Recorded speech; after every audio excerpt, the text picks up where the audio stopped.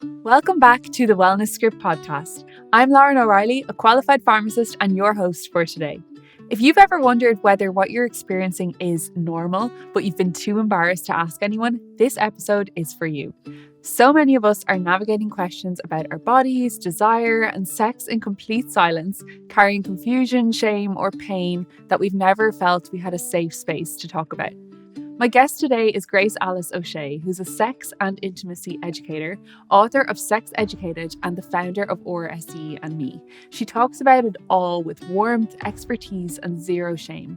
By the end of this episode, I hope you feel a little lighter, a little less alone, and like you've finally been given permission to take your sexual well-being seriously as part of your whole health.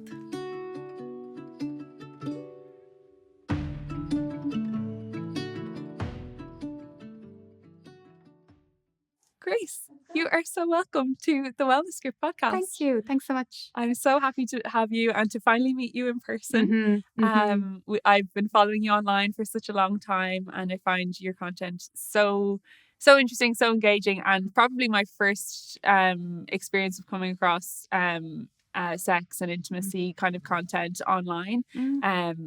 We were talking as well about how that can get limited reach because of the nature of it, which is, I suppose, why we need to have these conversations. But I suppose maybe a good place to start is what drew you into sex education. How did you end up in this really interesting area of work?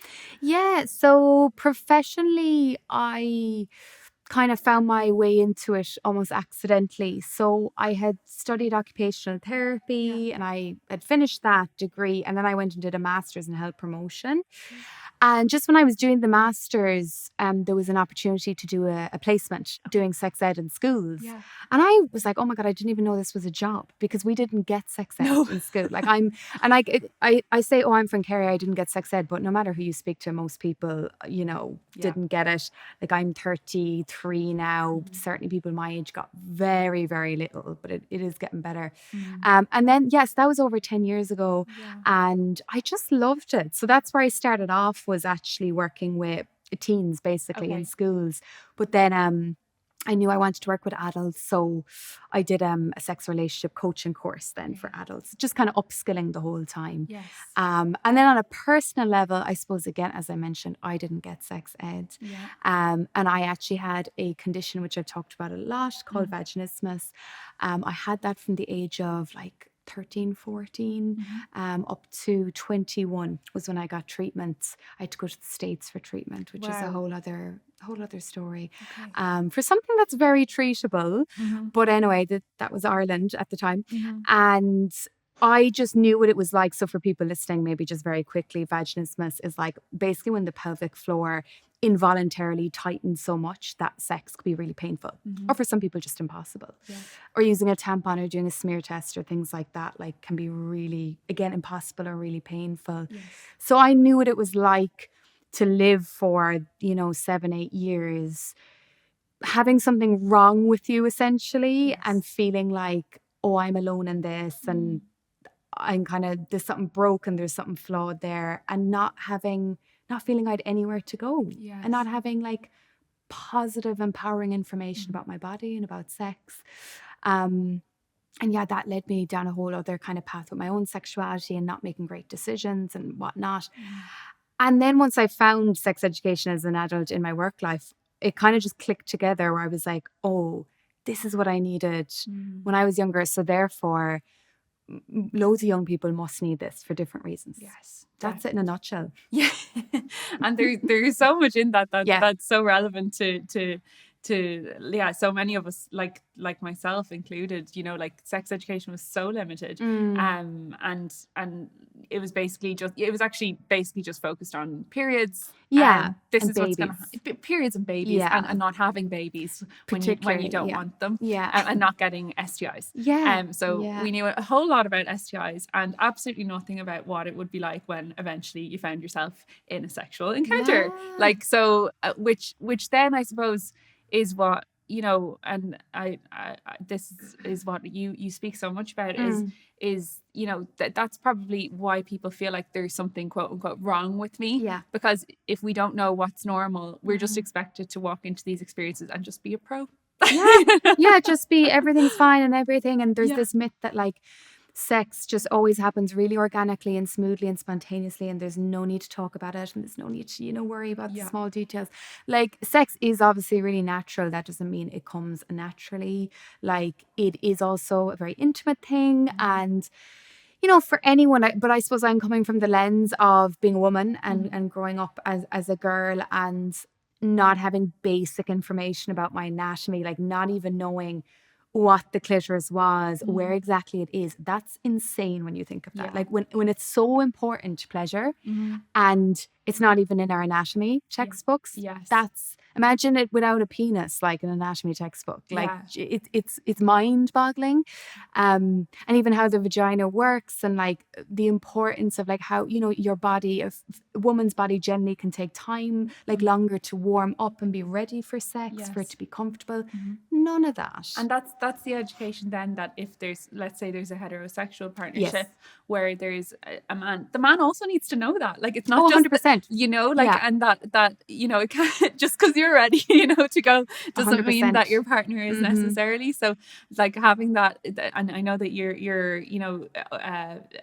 involved in the sexual education program for a lot of schools in Ireland, so like I'm so excited that this information is becoming available. It is. I have your book here for anyone who's watching. Grace's book is Sex Educated, and I was just saying to Grace off air that I think this is something that everybody should read. Like myself included, when I read it, I learned like multiple things from it, and even covering the basics. Not everybody has somebody at home who walks through things like personal hygiene.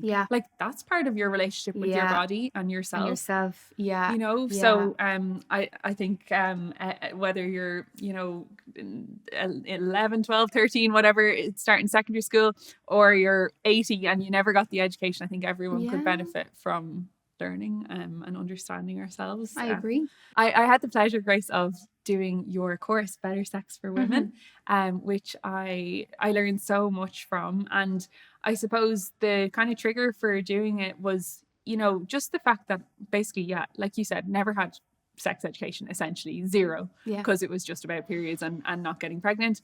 And I thought it would be so interesting to understand what it could be like to explore both my relationship with myself and then bring that in, not just into my relationship with my partner, but into my relationship, like how I present to the world.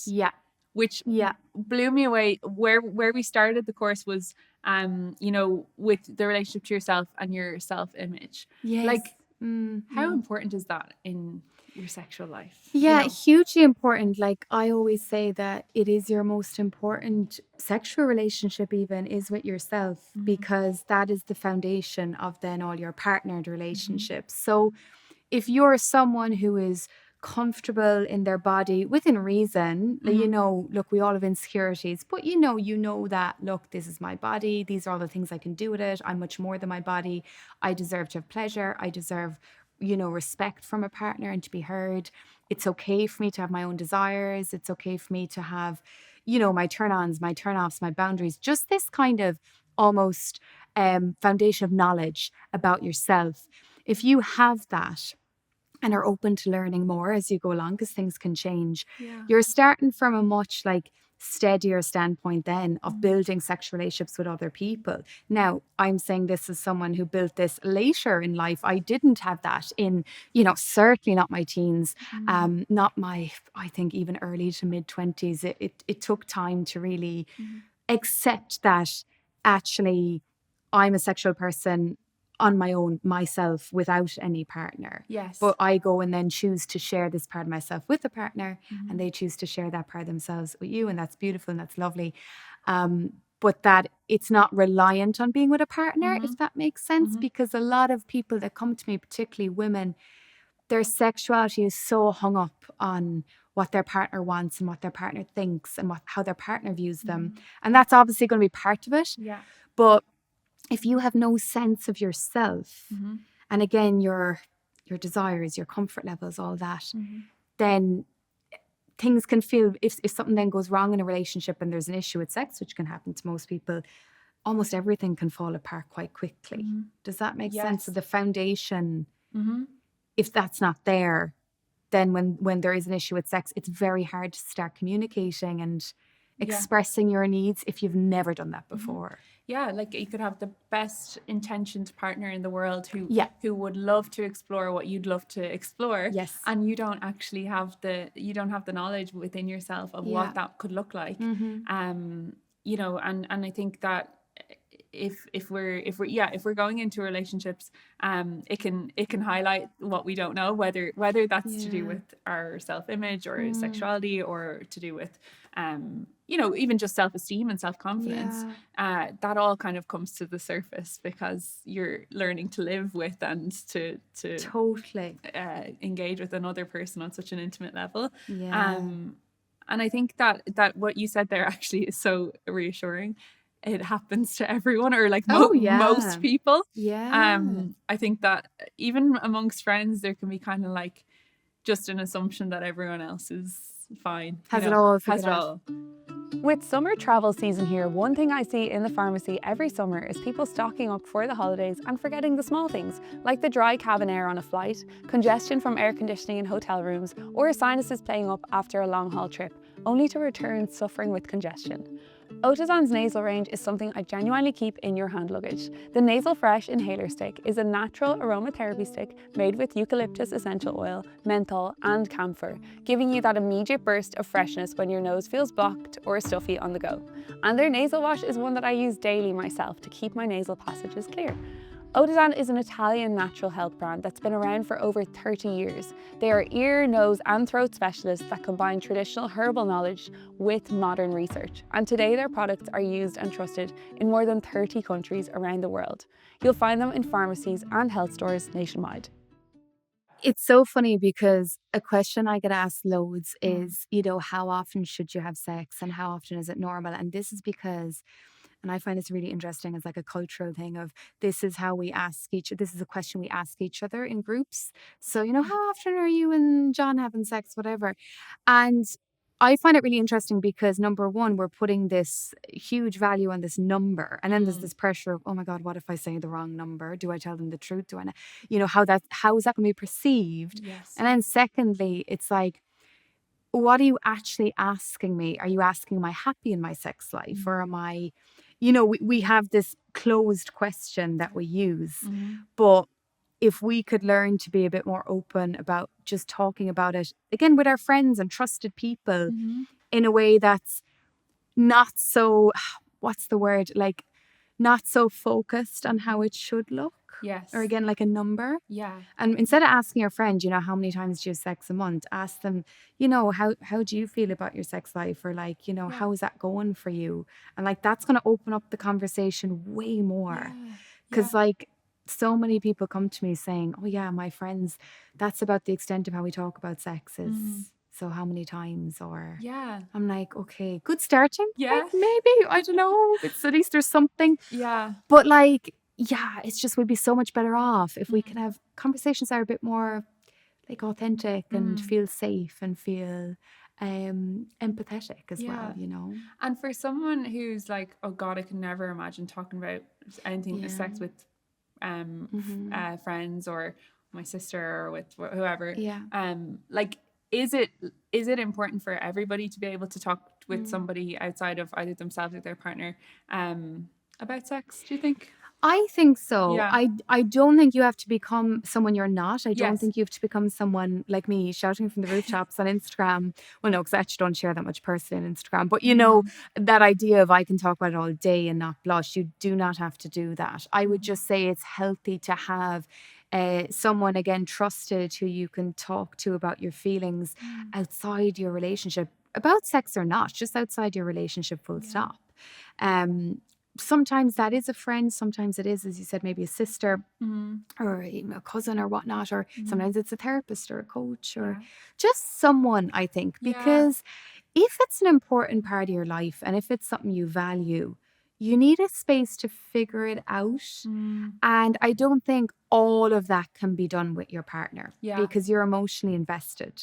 And they sometimes things get lost in translation. People take things personally when it wasn't meant that way. And you know, I'm just someone, I love chatting to a friend or whoever about that part of my life because it just feels like this is a safe space Yes. to explore it. Yes. You know, you don't have to be over the top if that's something you never want to be. Mhm. That's fine. Yeah, and I think that's how I would view it as well. Is that you don't have to be overly extroverted about it, but if you by not talking about it, if you would talk about anything else, like if you talk about, oh, I'm broke this month, I have no money, or whatever it is, but that's the one thing you'll never touch on, then it feels like this secret and this kind of shame maybe.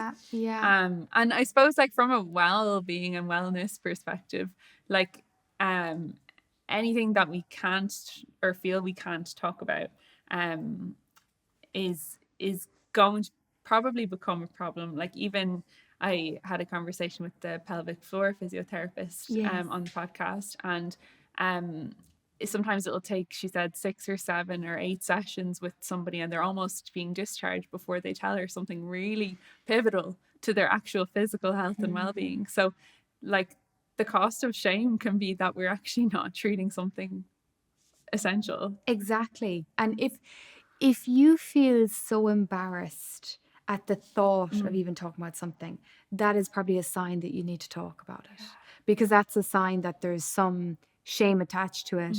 And there's no shame in the sense that, like, we all actually pick it up. We're not born with it. We absorb it through the messages we receive in society. I mean, it's just kind of, to a degree, the way the brain works is it's always finding something to worry about and something to say, oh, I'm not normal. And it's a way the brain protects itself, but it's very misguided. And as you said there, we're robbing ourselves of the chance to actually maybe get very specific help that we need. And then I suppose on the flip side of it, I work with a lot of people in different industries and fields who, for example, I was recently working with a heart and stroke foundation and a brain injury support service, and different.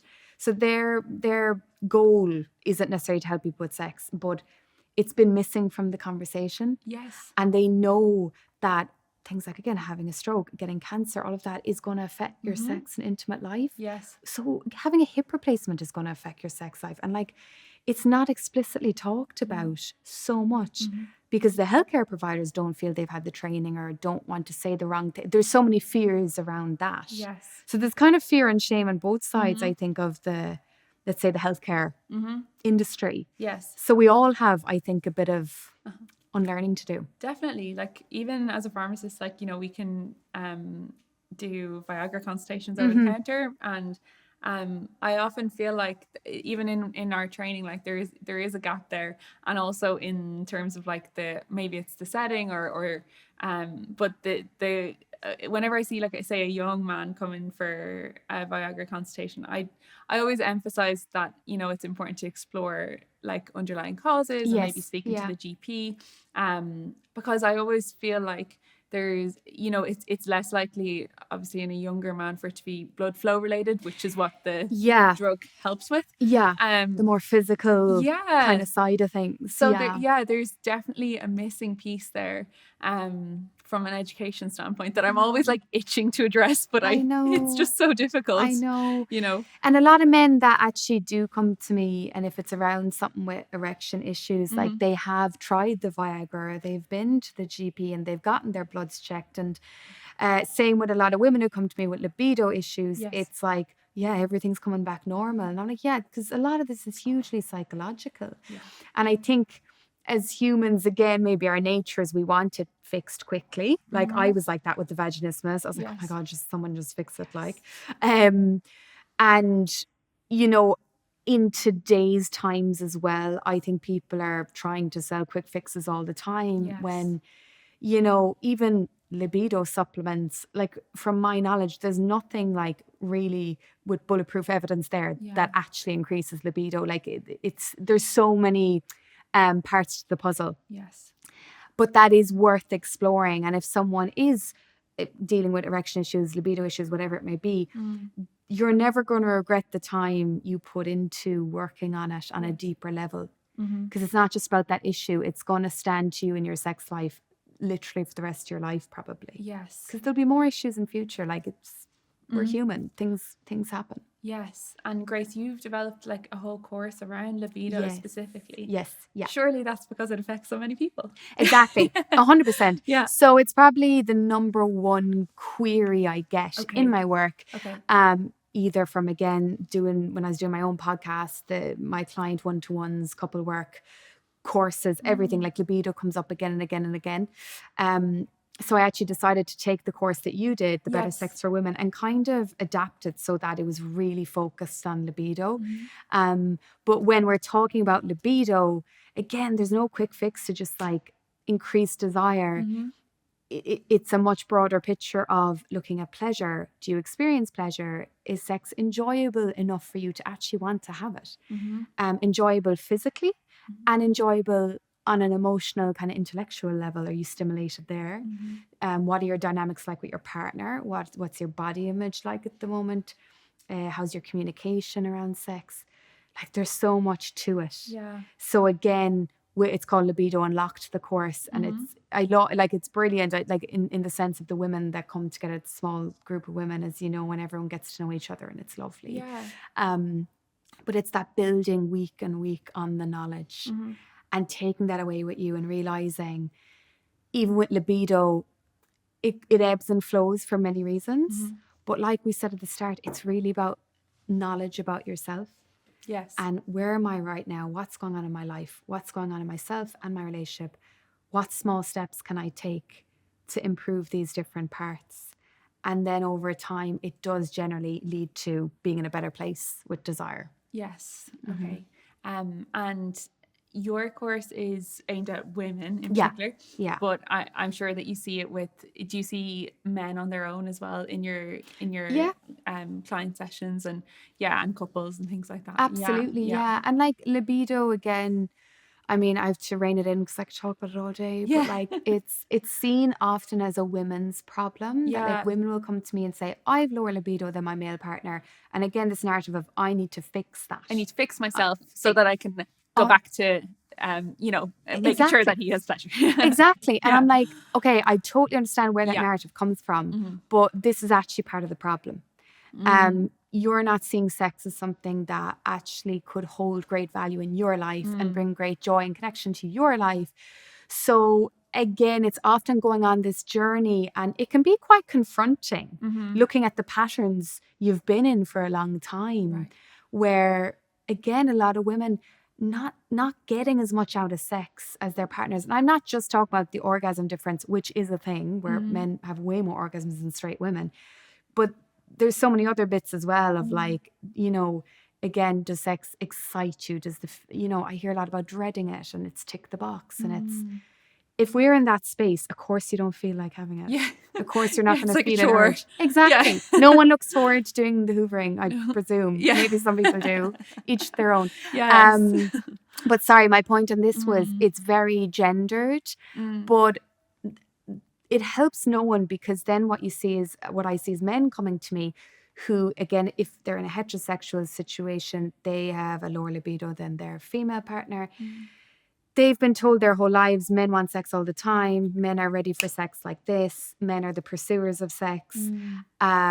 Men are human and just as complicated as women with just as many emotions. So their libido can obviously be hugely affected as well. Yes. So I just hate those gendered ideas of, well, men chase sex and women give it. Yeah.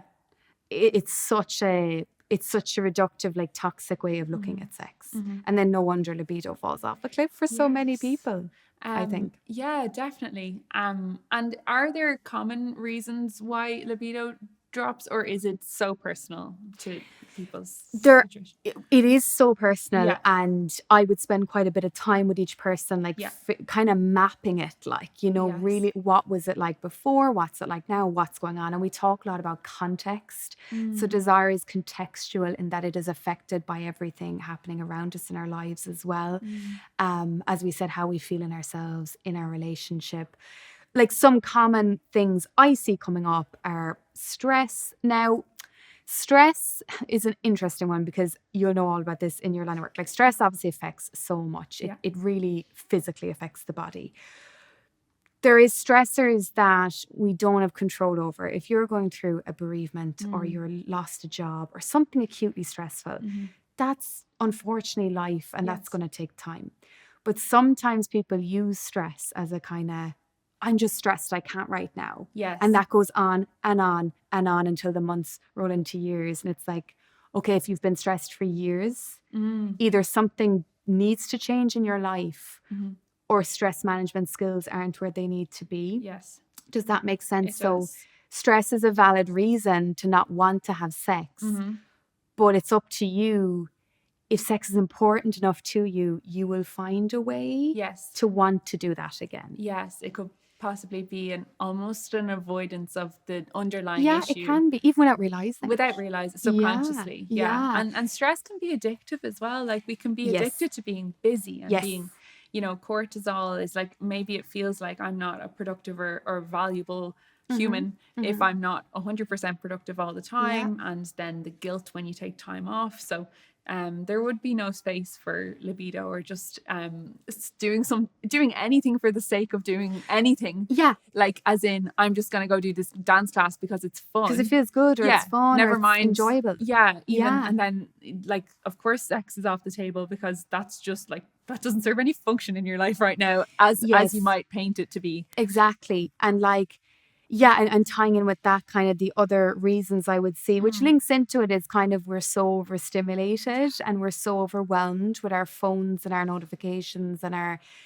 emails, and like being present is hugely challenging for a lot of people. That mindfulness, also a lack of education around how desire works. Like desire for a lot of people isn't the spontaneous thing that happens. It's something we know called responsive desire, where actually a lot of people will need to basically warm up and experience pleasure with their partner, and then desire grows from that. Okay.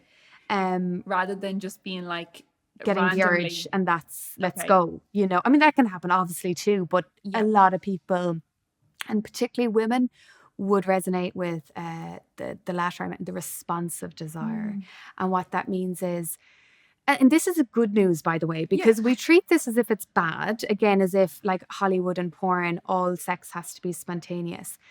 Actually, the fact that desire can be responsive rather than spontaneous shows that it's something we can access. It's something we can build and create. Yes. We're not just at the whim of the desire gods, like where, it'll just hit us or it won't. No, like you don't have to sit around and wait for it to hit you. If the more you know about what you need to experience pleasure and connection with a partner, the more able you are then to build and access desire. Yes. So it's actually quite empowering when we look at it that way. It is, because it's not like, there's something wrong with me. I never think of having sex or whatever. It's like, well, that's because you haven't created any space for you to get into that kind of frame of thinking, I guess, and I think it's hugely empowering and interesting as well that it's more women that resonates with. Now it can be anyone. It's not like strictly gendered. But if anyone's listening, I'd really recommend reading Come As You Are by Emily Nagoski. I'm pretty sure I referenced that probably in the course quite a bit. It's a fantastic book, and it's basically flipped what we know about sex a lot on its head, where in the way that brought it really into the mainstream of, again, actually responsive desire is a totally normal, healthy way to feel desire. But at one of the lines in Emily's book, and one of the messages is pleasure is the measure. So again, like, we have to know, and you don't have to know right now, but even being curious or open-minded to learning what brings you pleasure. If you don't know any of that, that's okay, you can learn. But if you're sitting there and you're like, do you know what, I don't even really know that much what I like or what I would like or what excites me. Again, then why would you feel the urge to do it? Like, it's all knowledge rather than just this physical thing that some people have and some people don't. Yes. Like, I think that's really disempowering and just, it's just not how it works. Yes. Yes. But men can absolutely have responsive desire as well. Totally depends on, again, the person and what's going on in their life. Yes, I think that's so empowering, because it's not it's not that some people just naturally have higher libido, and some people are just sexier people or Yeah, something, yeah, like yeah, yeah. naturally that person is so sexy. Like, you have to kind of like you have to kind of create this kind of energy, I suppose, and this kind of want in your life by even learning about what's possible. Yeah. um It has to be worth your while. yeah, yes, As harsh as that yeah, sounds, like, to actually want to have sex and to even want to make space for desire and put in that work and effort, it needs to be worth your while. You need to feel fulfilled or stimulated by it. And if you don't, again, like, no wonder it gets pushed down the party. Like, it makes sense. yeah. So I'm always trying to meet people where they're at with the shame. Like, don't be ashamed of that. Just be really honest about, yeah, actually, at the moment, sex just doesn't feel worth it. Yeah. That's actually, as harsh as it sounds, that's a really honest, good thing to say Yeah. and to acknowledge. Yeah. Because then we're like, okay, how can we make it worth it? Yeah. And then we look at where the person is and the knowledge. I think people know more than they think they know as well. If you're like, God, I haven't a clue what I like, I guarantee you know more than you think. You're just Okay. not being asked the right questions. Okay, so when you dig into it with people, Yeah. they find that they actually do know things that appeal to them. Absolutely, because I kind of go, if you remember, you might remember exactly now from the course, but I talked about the erotic one of the weeks. Yes, So, which is something that's missing from a lot of conversation about sex and erotic. The erotic basically is what stimulates the mind. Okay. So it separates us from animals in that, animals have sex for reproduction, obviously mainly, but they also do stuff for pleasure and bonding as well. So there's a bit of that. A lot of animals even masturbate, but animals don't have an erotic mind. Okay. We do, and it's basically the part of the mind that it brings meaning to the sex we have. Yes. Okay. So it's not just a physical act. And even if it's casual sex, when I say meaning, I don't mean it has to be love or it has to be commitment, but it's like, why do I have sex? What does it bring to me? How does it make me feel? What does it add to my life? Okay. So yeah, the erotic is all about the mind. The intellect. Exactly. Okay. The intellectual part of it.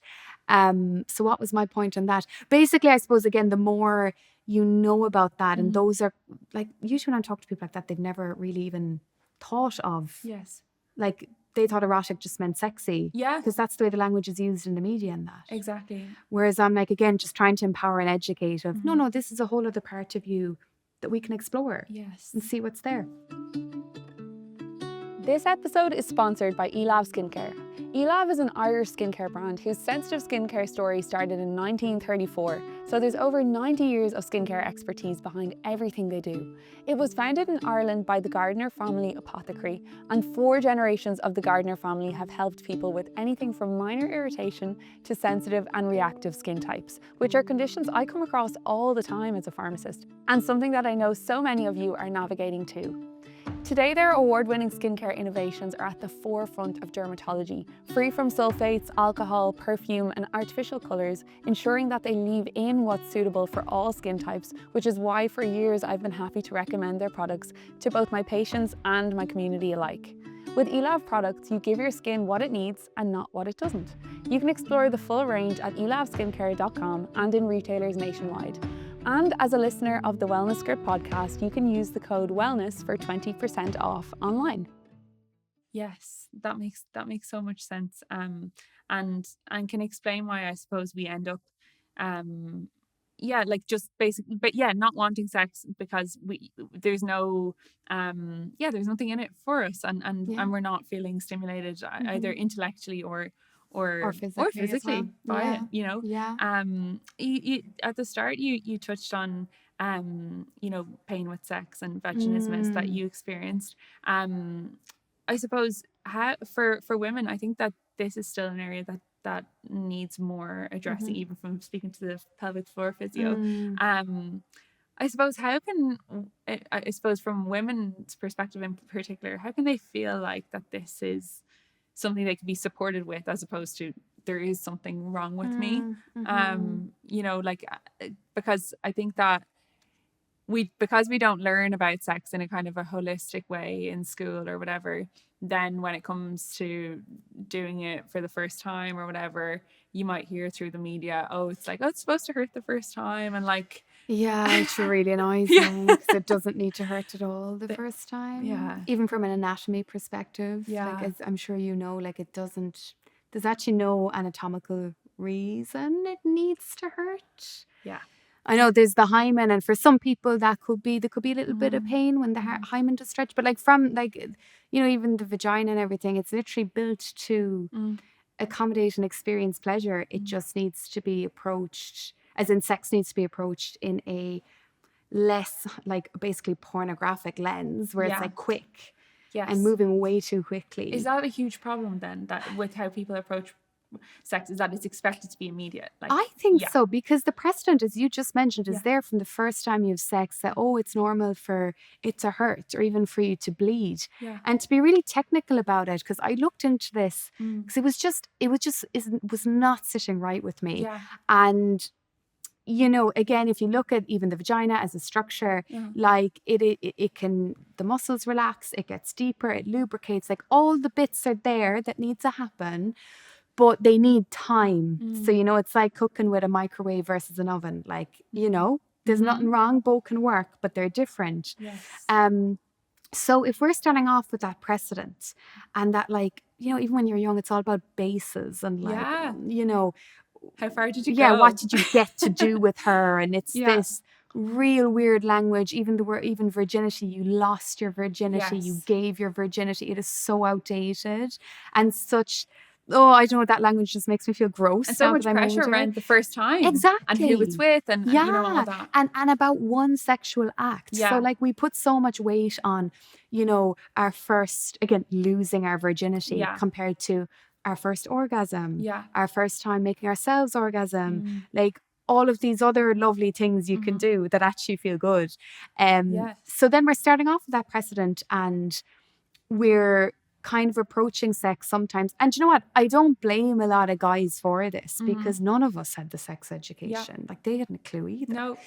But it's going into it so quickly and like lashing on a bit of lube and going for it is not the same as, I'm not saying, look, if that feels comfortable, fine.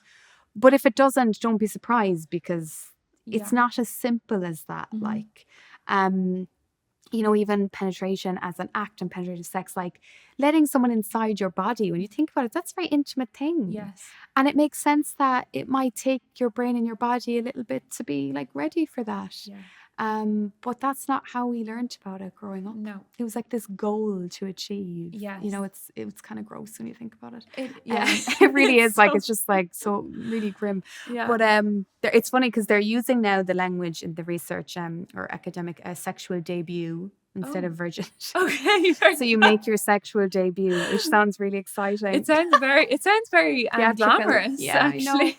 Sexual debut. Yeah. Yeah, I love it. So, but basically, pain during sex has been way too normalized for women, and actually, I believe for men with phimosis. This is something I'm learning about more and more with that tight foreskin. It's very common in Ireland because so little sex ed, and men not going to the GP when something's wrong, and men thinking. I've talked to a good few men now actually, and I see it being talked about more online, which is great. Men thinking it's normal for sex to be very uncomfortable at times, and I'm like, no, that's because the foreskin's not retracting properly, and then for women, it's probably more common for women pain during sex, to be honest, again for those cultural reasons as well. But there's no need for it to be happening, because if pain is happening, we need to investigate it. Yes. Why is it happening? Yeah. Not tell people it's normal. No. It's not normal. No. And you mentioned lube there as well, which, is important, and especially when we talk about, say, like the perimenopause, menopause and dryness. But I also I know that you talk about this as well, which is that it's not a skipping the step of foreplay and getting the body ready, because it's more than just lubrication that happens. It's actually more happens for especially the vagina to open up and accommodate. Exactly. Yeah. And like only roughly 20% of women will orgasm from penetration alone. So why do we again rush towards this very specific type of having sex? Yeah. When again, 80% of women will need the clitoris stimulated to have an orgasm. And it's not that sex is all about orgasm, but we do want to close that pleasure gap that is happening, where women are just, from research, heterosexual women are not getting, again, as much pleasure out of sex as heterosexual men. Gay people, I feel, have it much more figured out. Like, obviously, there can be issues in any community and with any kind of sex. But, you know, when it comes to thinking outside the box of how we can have a sexual experience, as with heterosexual people, we can be so, that it's called heteronormativity usually, or being heteronormative is this just putting penetrative sex as like the gold standard of sex. Like, this is the goal. Actually, again, for an awful lot of people, it can be part of it. It can be lovely. Yeah. But it's not the be all end all. It doesn't have to be. Yeah. And with the, say, with the gay community, then is it like that there's an understanding of one's own body, then that you know what a partner may, is it that men are from Mars and women are from Venus kind of thing with heteronormative sex, that neither one knows what actually pleasure looks like for the other? Or well, when we're not getting the education, I mean, I suppose there is a bit of that, where if you have similar body, even though everyone's body is different, obviously, of course, and everyone's sensory system is different, but like, if you have, you know, if I have a clitoris and my partner has a clitoris, I'm probably going to know, oh, this is a really important part. But it's more that, like, even from a cultural lens, like, queer people, they are coming from, again, a starting point of, this kind of heteronormative sex ed doesn't apply to me. Like, we are already feel like outliers. And they're not, obviously, because sexuality is so fluid, but there's the feeling of it. So you kind of have to talk about sex and explore it a bit more and think about it a bit more.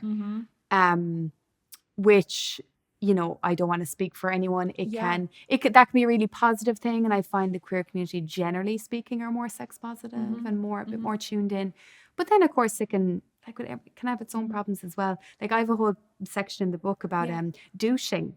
You know, that's something that's really important in a lot of gay men's lives. And again, no education, no idea how to do it. And if that's something that was done wrong, like, you could injure yourself or you could harm yourself. So yeah, we need to include everyone in the conversation. 100%.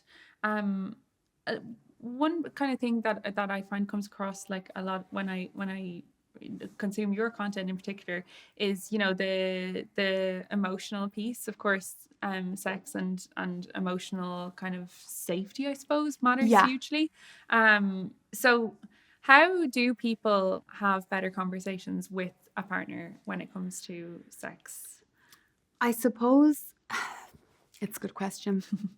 Maybe there's no one answer.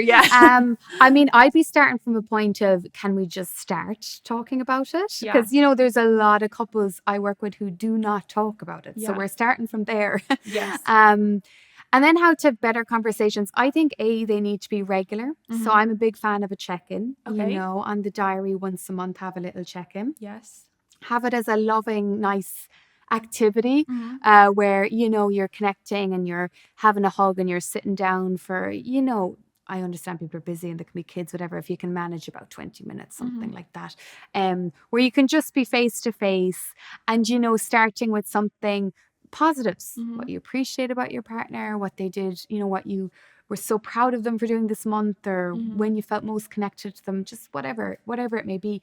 And then kind of maybe going into, you know, how are you feeling about our intimate life and our sex life? And just starting by sharing without the need for having answers and resolutions. Because I think people feel that, if I bring something up, then I need to have like a suggestion, or I need to be able to ask them for what I need or want. While that's great, if you're not there yet, it's okay just to start sharing a bit and think, okay, we need to figure this out together. If you're feeling like that, it needs to feel equal. It can't be one person doing all of the heavy lifting, because that's emotional labor. And that builds resentment over time. If one part of a couple feels like they're doing everything, you feel like you're nearly nagging then, like, or like kind of like just you're the one constantly bringing this up or whatever. Needs to be. And it's such a shame, again, because it can be very gendered, because that idea of nagging, I'm like, well, if I have to ask something 3 times, Why do I have to ask it 3 Yes. times? Yes. It depends on the context, It does. obviously. It does. But, I don't like anything that keeps people, particularly women, from speaking up. And I think sometimes that fear of, how will I be perceived? Or will he think I'm nagging him? Or will she take it to heart? Or whatever it is. It's okay to have those fears and acknowledge them, but don't let them stop you. Yeah. Because I can tell you, not communicating about sex is not going to end well eventually, sooner or later. Because no one's sex life just goes smoothly and happily through their entire life. Yes. Maybe the odd person, but they were just lucky, because most people will encounter challenge. We mentioned menopause. Yeah. Men obviously go through their own changes. Yeah. I mentioned their bereavement, moving house, life. Yeah. Having kids. There's so many things that can affect our sexual relationships. If we are at least able to just have honest conversations, I think that's a huge part of the work. Massive. Just being able to bring it up. Yeah. Hey, if you're loving this episode, do me a favour and click subscribe. It helps the podcast grow and helps me to keep bringing you conversations like this one. Back to the episode. I think a huge, well, you'll know better than me, but a huge thing for people can be that, say they haven't had sex in a while with their partner. Yeah. Then breaking that spell is probably, and then not knowing how to address it. And the longer we leave anything, whether it's sex or it's something else, the harder it becomes to kind of break that kind of. Yeah. So, for anybody, I suppose, who is experiencing it, maybe it is just starting with the conversation. Yeah. So for me, again, it would depend on the person, because I would kind of want to be investigating, why are we not having sex? Right. Is it something that has happened externally? Is there resentment towards your partner that has built up over time? I see that an awful lot. That's a really common theme in my work, where people mightn't even be labeling it resentment, but once we start talking, we're like, oh, that's resentment. That's what's happening. You feel that you're doing more, or you've done more. Either it could be with childcare, in the household. It could be for any reason. Yeah. Just resentment is obviously a huge turn off. Yes. You're not going to want to be intimate and have sex with someone you feel resentful towards. And ironically enough, communicating regularly usually helps prevent resentment, because we're expressing things. We're not letting things fester and simmer. But if it's a case where it's no, I really love my partner, I'm really happy with them, I don't really have any, there's no issue there I can see. It might be looking at, okay, so now sex, going into the bedroom and fully having sex feels like a bit of a climbing a mountain, kind of going straight up Carntool. Can we start with a little hill of Tara? Can we can we just start to reconnect in small ways intimately, rather than, again, putting this emphasis on this one act, this one way of having a sexual connection. I talk a lot, recently I started using the analogy of a piggy bank. So, when you were younger, if you ever had a piggy bank and you'd be saving up for something, you wouldn't just wait until you had a €2 coin or a £2 coin in my case and put it in the piggy bank, right? Because, that they come now and then, but if you put in, with a piggy bank, you put in 10 cents, 5 cents, you put in all the small bits and they all add up. And if you think of all of those small moments as an investment in your sexual connection, so those 5 cents, 10 cents could be kissing with no expectation. Yes. It does not need to lead to the bedroom or anything else. Flirting, intimate eye contact, saying, I love you so much, instead of, night, love you. Yes. All of those moments, that things you would not do with a friend, things that are only for a partner, they can all keep that sexual connection topped up. Yeah. So a piggy bank. So we're not just focusing on, oh my God, we only have penetrative sex twice a month. It's such a small way to look at your sex life. Yes, or if we kiss, then that's it. We're definitely having penetrative sex, and then that's going to put you off kissing full stop. Yeah, because you mightn't feel like you want to have sex that day, or the fun thing is you might actually end up wanting it. Yeah, but unless you get into the moment, you won't know. Yes. But if you're feeling too much pressure, I usually suggest a sex ban temporarily. Okay. Take it off the table temporarily. Agree on 6 weeks. Okay, this kind of sex is off the table. Okay. We're making this empowered decision together, Mm-hmm. but we can do anything else. Okay. We can kiss, we can touch, we can compliment, we can tease without that pressure expectation. Yeah. And people can be resistant. A lot of women feel really relieved when I suggest this, which says a lot. Yeah. And then see what happens in that time. Do you actually feel, oh, do you know what? I can actually initiate kissing and all of that a bit more now that I know Yes. it's not this unspoken thing that now I'm going to have sex later on. Yes. Because that's not sexy. No, it's not, because you're like, I just wanted to give you a kiss or Yeah, whatever it is. and have this lovely moment. Have a moment, exactly. And it's Yeah. almost like, to me, it sounds like kind of like getting back to maybe like what you would have been like when you first started getting to know that person, Yeah. and it being romantic and, you know, Intentional. exactly. Yeah. Yeah. It reminds me sometimes of like, you know, being teenagers, Yeah. like, you know, I remember just the amount of kissing you'd be doing, like your face would nearly fall off from all the kissing. And it was like so hot because, well, at the time I wasn't having sex. I mean, I couldn't, unfortunately, with the vaginismus even, you know, but genuinely, like, there would be such, like, that's lovely. I'm like, why don't we, like, do we make out or shift anymore as adults without it leading to sex? Yeah, just for doing Just it. because it's fab and enjoyable. Like, we lose all of those moments because, again, we get so focused on this is how it has to end and happen. Yeah. So just try and, for anyone listening, try and look at the patterns you're in. Look at the fears coming up and identify, okay, this is a cycle we're in. Yeah. So how do I break through that? So that's where the sex ban can break through it, because it's like, oh, we're removing pressure and expectation. So let's see what happens in that space that frees up. Yes. And I'm thinking about, you know, if somebody's listening and they're not in a relationship, but they kind of want to do the work on themselves for when, you know, they're not necessarily maybe experiencing low libido as such. They're just kind of like, I don't know, I want to be in a really good place for when I finally meet somebody that I know myself. Like, what would you recommend for somebody who like wants to kind of... First of all, I think that's brilliant because as I said earlier, your sexual relationship with yourself exists as it is. It's always been there before any partner. It'll be there after any partner. It's part of you. So I just think self-exploration is great. Obviously, like self-touch, masturbation, that, but like try and bring even more intention to it, where even as women, like research will show, we can generally make ourselves orgasm very quickly. Like if we choose to masturbate and have an orgasm, and if we're able to orgasm, like we can kind of get there like within a few minutes. But like it can be nice now and then to actually just prolong it a bit. And like, where else do I like to be touched in my body? Like essentially kind of like, you know, being a bit more sensual with yourself, rather than goal focus. Like I'm getting to this end point. Explore things you might be interested in, like audio erotica, even porn. Certain types of porn people like to watch. There's much more like ethically produced porn now. You can see even like sexy smutty books. You know, we've all the smutty what's it called? Or I suppose romantasy kind of has blown up. Audio erotica apps have blown up. The sex toy industry has blown up, and it's women mainly, you know, consuming all of these. Well, maybe with sex toys it's probably mixed, but a lot of sex toys now are made for women by women, so they're not just like fake penises. You know, you can get all sorts of things now.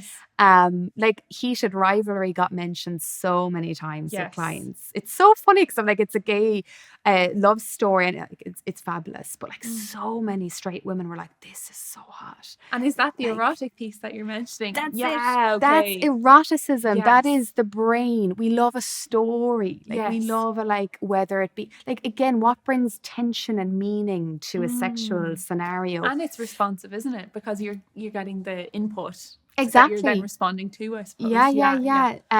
So like even with heat, I just found it really interesting that heat rivalry came up so much, because like there were people messaging me on Instagram being like, this has awoken something in me like I thought was dead for years. I was like, isn't that fabulous? Like, isn't that amazing that you could just watch this thing? And I think there's just something extra cool about it being about two queer men.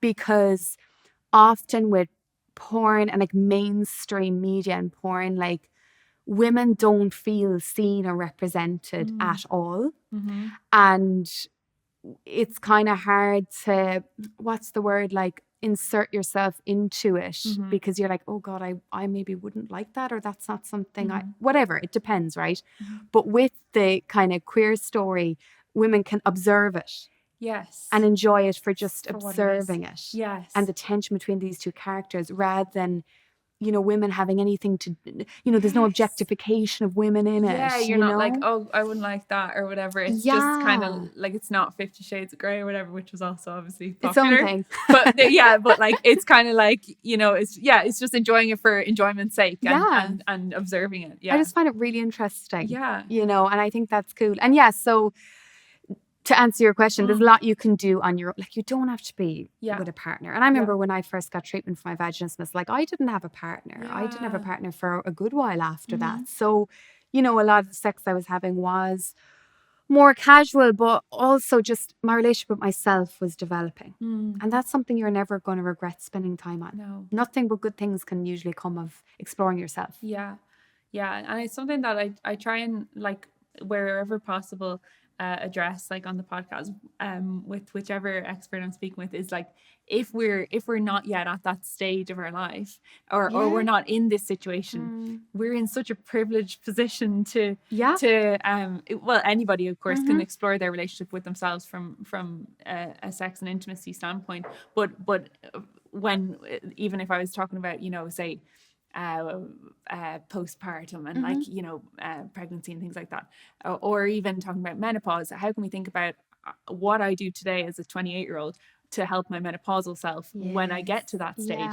Of course we can do things when we are menopausal that can help ourselves, but since I'm not yet, what can I do today, you know? So I love, like, coming from it from that standpoint, where we can be like, yeah, okay, if I do this now, it's going to serve me, like, in the prevention kind of way. Do it for your future self. And I love that, because like there's another myth that like sex, the best sex of your life is in your 20s, and that's, I'm like, bollocks, like, where does that come from? Most people I talk to are having the best sex in their 30s, 40s, 50s, and like even older. Like it everyone's journey is different. Number one, there's no like set timeline, but number two, you know, that idea that sex is for the young and energetic, that's just classic ageism, like, isn't it? And it's built into the anti-aging thing of like, oh, we all have to stay, you know, skinny and looking like an infant, like, you know, like, it's ridiculous. Like, it's all built into this, oh, that's what you need to be desirable and be sexual.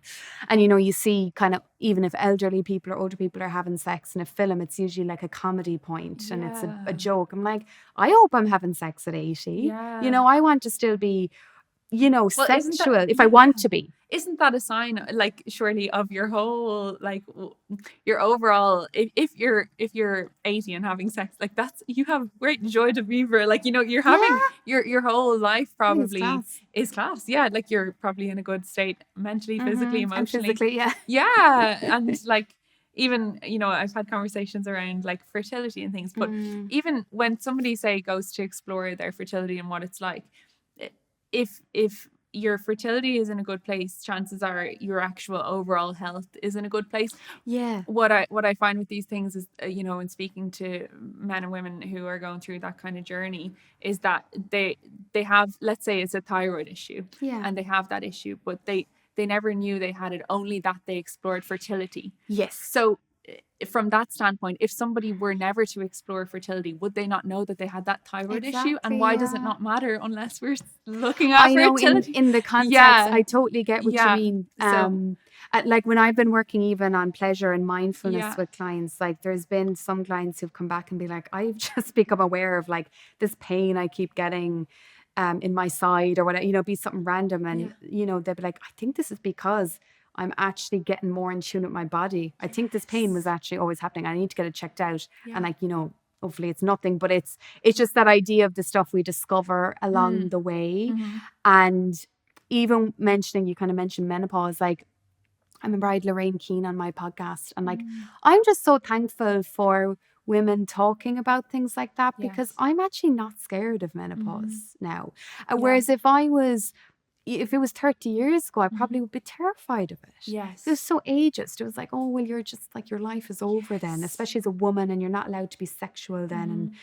vibrant and all these things, that it's all made up. And even when it comes to sex, I work with a lot of women who maybe only started using lube during menopause, and maybe it was a bit of a thing. We're like, oh God, I have to use this now. Whereas I was like, I've been using it my whole life. I just think it's great. Yeah. I just think it's a handy tool to just add to a thing. So that's never going to bother me. Yes. So like that thing of like, the more you kind of try and, I suppose, learn now in your own time, like there's no rush, but like being open to learning, Yeah.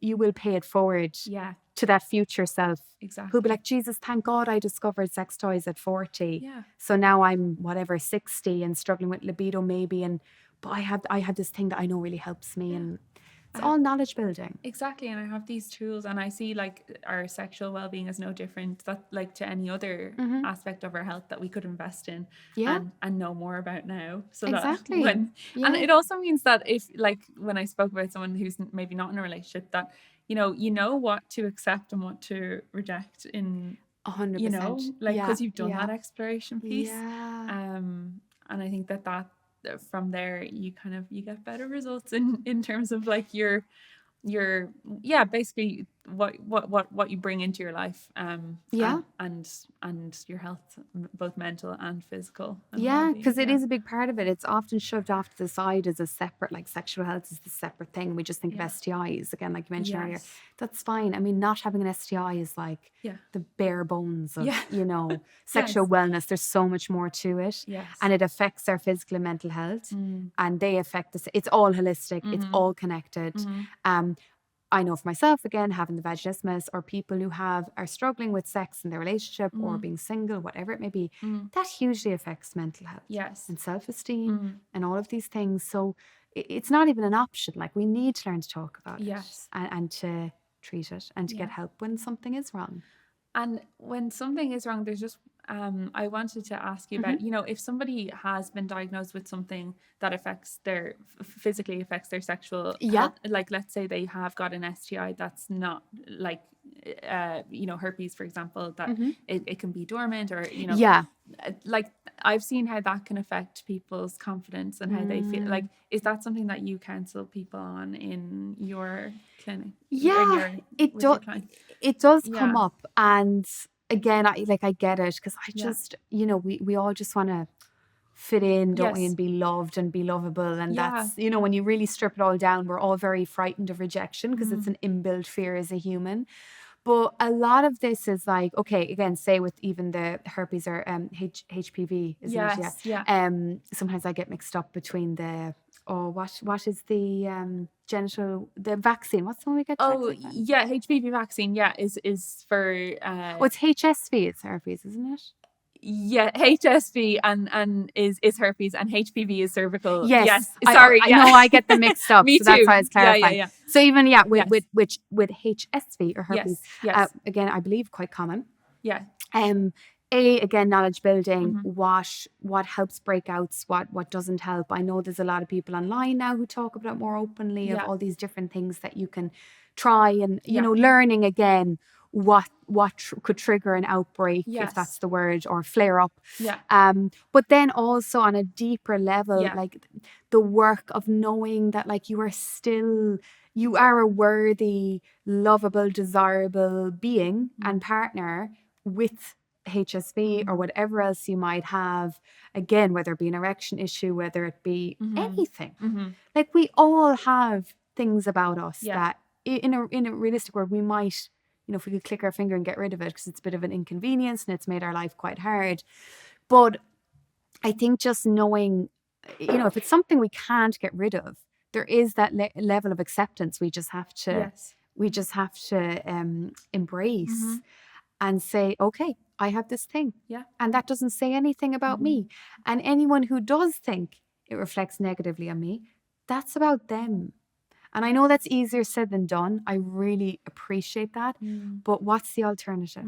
Worry that people are going to judge you all the time. Worry that you're not good enough. Worry that where will that lead you? That's going to lead you into probably a horrible relationship. Yes. Yeah. Because that's what happened to me. When I had vaginismus, I was in 2 awful relationships because my self-worth was so low.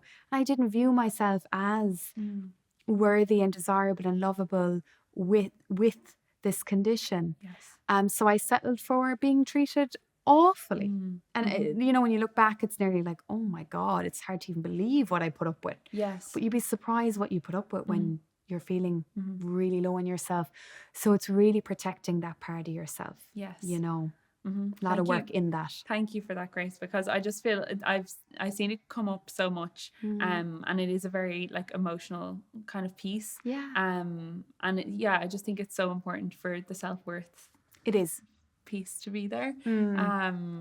Yeah, because it determines the outcome of our lives. Like wellness is just so much more than you know, I have this condition, or I have asthma, or I have, you know, whatever. Yeah. It's all of the complexity, and then the choices that we make based on what we feel that we deserve then as well. Yes. Even in seeking help for a health condition. So Totally. Thank you so much, Grace. Oh, I feel you're like welcome. we have explored a lot of different, you know, Yeah. health or sexual well-being kind of topics. Yeah. How can people learn more about what you do? Of course, your course, Libido Unlocked, is, Yeah. if that is something that people are interested in, that, you know, I found your course so beneficial. Better Sex for Women. Thank you. Yes. Yeah, it's great fun. We have fun. We learn lots. We do. And I learn, even when I run the courses, like I learn as well. From the because people. From women sharing. And it's just lovely to have women together, and it's so supportive.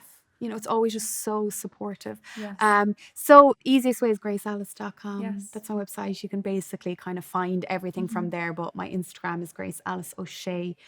So I post again about events, courses, workshops. Excellent. And again, you'll find all the links there. That's the easiest way to find me. Fabulous. Thank you so much Thank for joining us, you. Grace. It's a pleasure. Thanks.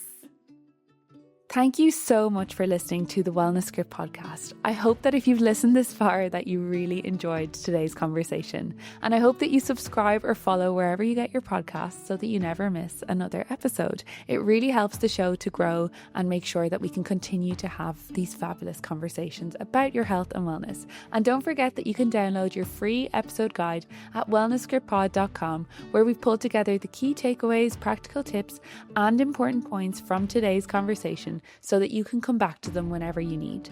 Until next time, take care of yourself, and I'll see you in the next episode.